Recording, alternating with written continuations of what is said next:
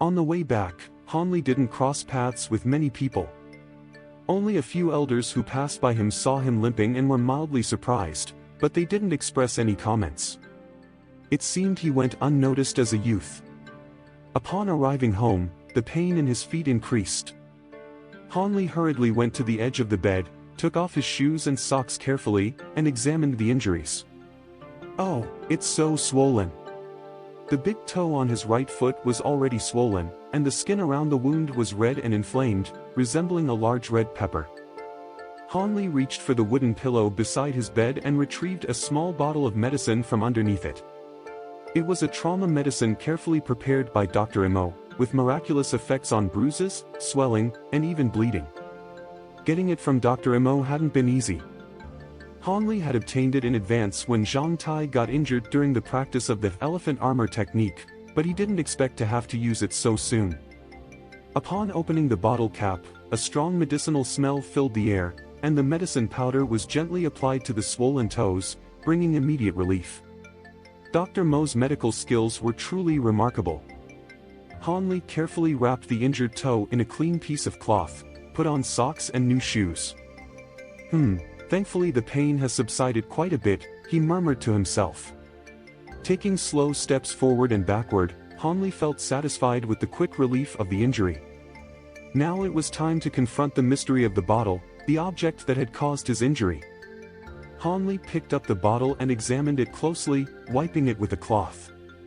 He observed every detail of the bottle, from its size to its texture and color. The bottle was not very large, fitting in the palm of his hand, and was made of a material unknown to Hanli. It was light green, with patterns of dark leaves printed on the surface. The texture was unique, as if the leaves were real. Attempting to open the tightly closed lid, Hanli became frustrated as he realized it was extremely difficult to open. Even with all his strength, the lid wouldn't budge. After several fruitless attempts, Hanli decided to seek help from Zhang Tai, who was much stronger. While waiting for Zhang Tai, time seemed to pass agonizingly slow for Hanli. Finally, he heard the sound of Zhang Tai coming home. Handing the bottle to Zhang Tai and asking for his help to open it, Hanli was surprised to see that even Zhang Tai, with all his strength, couldn't open the bottle. Disappointed, Hanli took back the bottle and decided to deal with the problem on his own. Back in his cabin, he examined the bottle meticulously, searching for a solution to the puzzle it presented. Boom! Hanli clenched his fists, striking the table with determination. After careful consideration, he decided to open the bottle with a suitable tool. The idea of using violent methods to force it open quickly dissipated. It wasn't a viable solution for such a peculiar and beautiful object.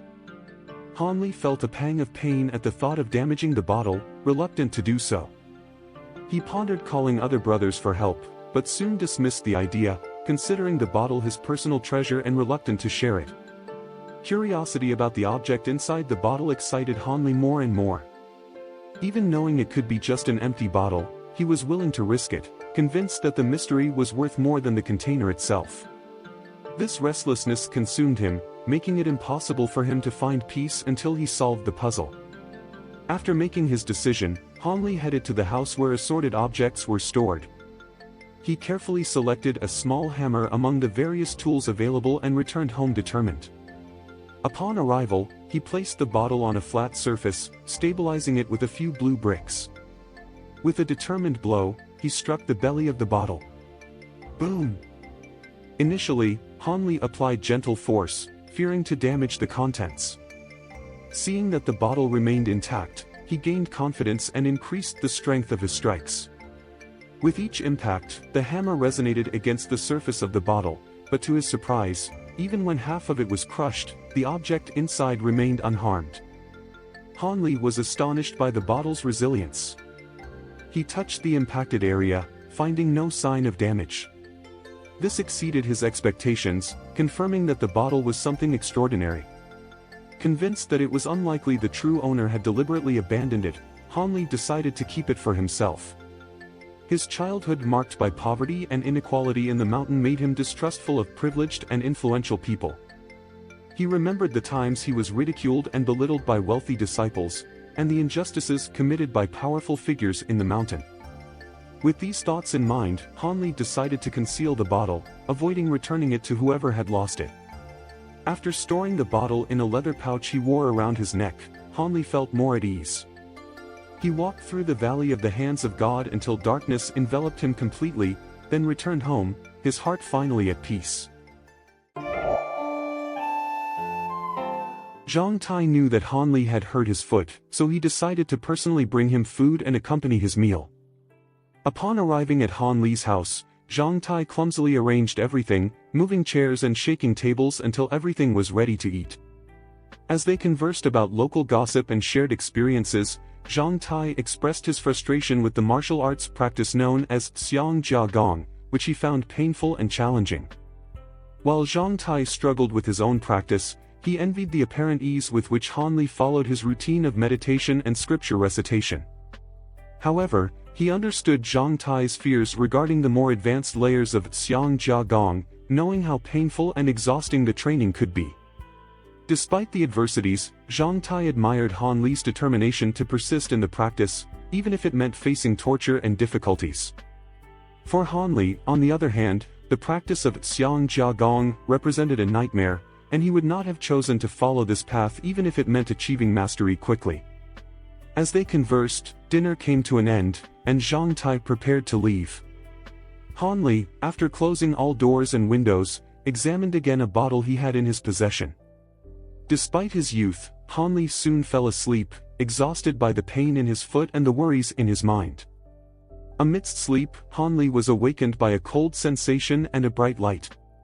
Upon opening his eyes, he was met with an inexplicable phenomenon, white points of light falling from the sky through an open skylight, converging towards the bottle in his hand. Fascinated and stunned, Hanli watched as the points of light gathered around the bottle, forming a mesmerizing glow. Curious, Hanli investigated the bottle and discovered that the points of light not only surrounded it but seemed to be absorbed by it. Intrigued, he touched one of the points of light and felt a shiver. Realizing that more filaments of light continued to fall from the skylight, Hanli decided to investigate the outside, ensuring there was no one nearby. Convinced of his solitude, Hanli grabbed the bottle and fled to an isolated place. There, he witnessed an even more astonishing phenomenon. The points of light around the bottle multiplied, forming a bright and hypnotic cluster. Filled with wonder and determined to uncover more about this phenomenon, Hanli watched in awe as the white light continued to accumulate around the bottle, leaving him intrigued about the nature and purpose of this strange source of light. Hanli raised his hand in a gesture of surprise, fists clenched in excitement as he let out a shout. In that moment, it became clear to him his son's temperament. It seemed his suspicions were correct. Closed doors and windows prevented the bottle from attracting the strands of white light. Only in completely open spaces, the bottle's ability to attract these strands of light was enhanced, thus forming a more pronounced group of light. The origin of these strands of light was still a mystery to Hanli. What could be the purpose of inhaling these small points of light from the bottle? However, he felt he was about to unravel this enigma. The wait for the sky to clear and the gradual disappearance of light around the bottle restored calm to the environment. During this time, Hanli closely observed the changes in the bottle beside him, being cautious not to be discovered by others. Carefully, he picked up the bottle and examined it. Nothing seemed to have changed. The cap was still tightly sealed. Disappointed, Hanli put away the bottle, knowing it was getting late and he needed to return to the stone chamber to meditate and practice. In the following days, at the same time every night, the same phenomenon repeated with the bottle. Countless strands of light were drawn to the bottle, transforming into small points of light that were eagerly consumed by it. However, on the 8th day, Hanli witnessed other changes. After a short period of light absorption, the bottle emitted a dazzling green light, followed by the appearance of golden words and symbols on its surface. These characters had a smooth and peculiar structure, emitting an indescribable ancient charm as they blinked on the bottle's surface. These alternate phenomena lasted only a moment before disappearing, leaving only a few golden characters projected on the bottle. It seemed that everything had returned to normal. After these strange events, Hanli no longer concerned himself with them, focusing on a new mystery unfolding before him. With a careless movement, Hanli tried to open the bottle cap. To his surprise, it opened easily, revealing a drop of aquamarine inside. Disheartened by the apparent simplicity of the discovery, Hanli sealed the bottle again and put it away, returning to his residence with a sense of disillusionment. Despite having opened the bottle, Hanli felt dissatisfied with the result. However, a simple casual remark from Dr. Mo reignited his determination to practice the formula. In the following days, Hanli dedicated himself tirelessly to practice, working hard to reach the next level of the formulas. Under Dr. Mo's guidance, he adopted a disciplined routine, immersed in his studies and training. For years passed in the blink of an eye, and Hanli, now 14, had become a determined and hardworking young man. His world revolved around the stone chamber, the residence, and lessons with Dr. Mo. As his practice progressed, Hanli gradually forgot about the mystery of the bottle, focusing entirely on his journey of growth and development as Dr. Mo's disciple. Dr. Mo, pleased with Hanli's dedication to cultivation, faced challenges with his own health, worsened in recent years by the progression of an illness. While he worried about Hanli's slow progress in cultivation, the latter noticed a peculiar expression in the doctor's gaze, blending cordiality and greed.